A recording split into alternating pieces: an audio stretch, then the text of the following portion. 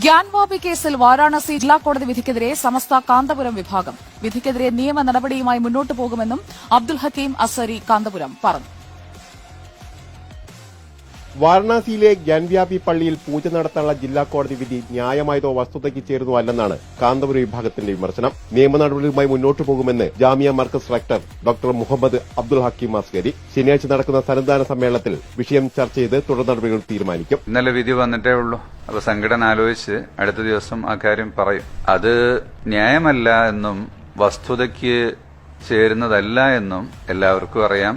അതിനെതിരെ നിയമപരമായ നടപടികൾ ഞങ്ങളുടെ പ്രസ്ഥാനം മറ്റെല്ലാ വിഷയങ്ങളിലും ഞങ്ങൾ നിയമപരമായി മുന്നോട്ട് പോകുന്നത് പോലെ ആ വിഷയത്തിലും നിയമപരമായ നിലക്കുള്ള കാര്യങ്ങളുമായി മുന്നോട്ട് പോകും. അയോധ്യ പുനഃപ്രതിഷ്ഠയിൽ സുപ്രീംകോടതി വിധി അംഗീകരിച്ച് വിമർശനങ്ങൾക്ക് മുതിരാതിരുന്ന കാന്തപുരം വിഭാഗം ഗ്യാൻവ്യാപി വിഷയത്തിൽ യോജിച്ചുള്ള നിയമ നടപടികൾക്കാണ് ശ്രമിക്കുന്നത്.